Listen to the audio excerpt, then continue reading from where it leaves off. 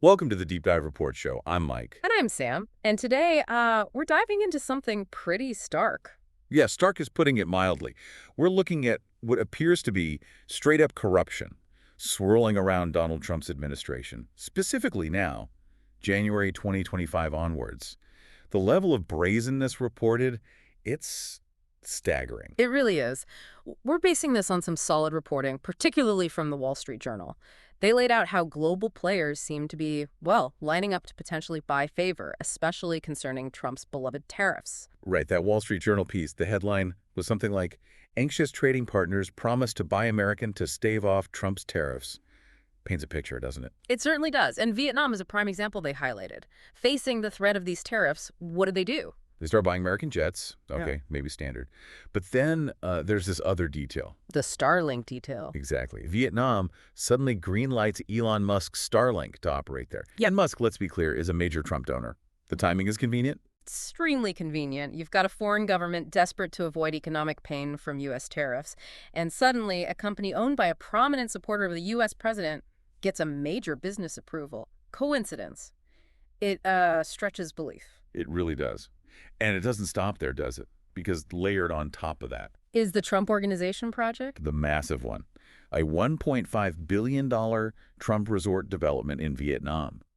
And the reporting suggests the approvals for this project suddenly accelerated right when Vietnam needed tariff relief. So let's connect the dots here. Foreign government needs something from the U.S. president. Said government suddenly fast-tracks a massive project that personally enriches.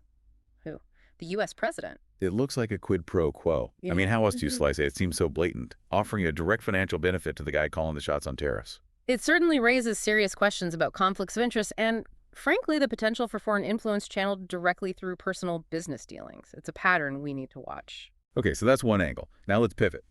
Cryptocurrency, specifically Binance. This isn't just another tech story. It's got a pretty dark background. Oh, absolutely. People need to remember, the U.S. Justice Department itself tagged Binance as basically a laundromat for criminals.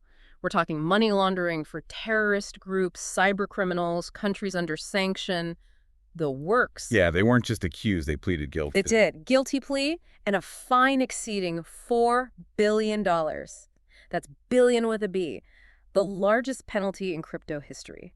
Their founder even did prison time. And now, they're under strict supervision. Correct. U.S. government-appointed monitors are watching their every move, and their operations in the U.S. are heavily restricted. They can't just operate freely here. So naturally, Binance wants out from under that thumb. They want back into the lucrative U.S. market fully operational.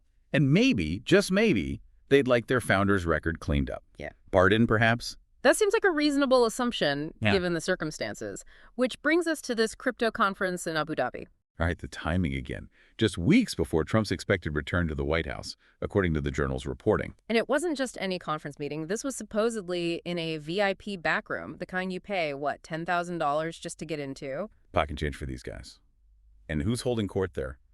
Eric Trump. Eric Trump, yes. Yeah. And he wasn't just there for the canopies. He was apparently promoting something called World Liberty. World Liberty, the Trump family's own crypto venture, launched just months before. Some might call it, well, let's be blunt, a potential crypto scam, or even a Trump family Ponzi scheme in the making. It certainly raised eyebrows in the crypto community. And here's where the potential synergy, if you want to call it that, becomes clear. Synergy, right. You've got Binance, desperate for U.S. access and maybe a pardon. With its reported 250 million users worldwide. And you've got the Trump family's new crypto grift venture needing promotion and users. The potential for Binance to push World Liberty to its massive user base? Well, you can see how that might be very appealing to the Trump side. And what does Binance get in return?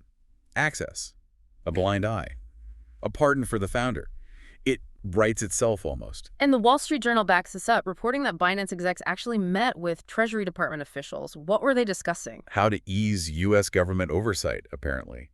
And the Journal noted their, quote, optimism about a potential Trump administration. Why would they be optimistic? Well, look at Trump's track record, as reported. He's pardoned crypto felons before. Right. And didn't his administration dismantle a key Justice Department unit that was specifically targeting crypto crime? It did. And then there's that other incident in the Journal mentioned, the SEC reportedly halting an investigation into a crypto executive right after what happened. After a $75 million transfer somehow found its way to the Trump family's crypto operation.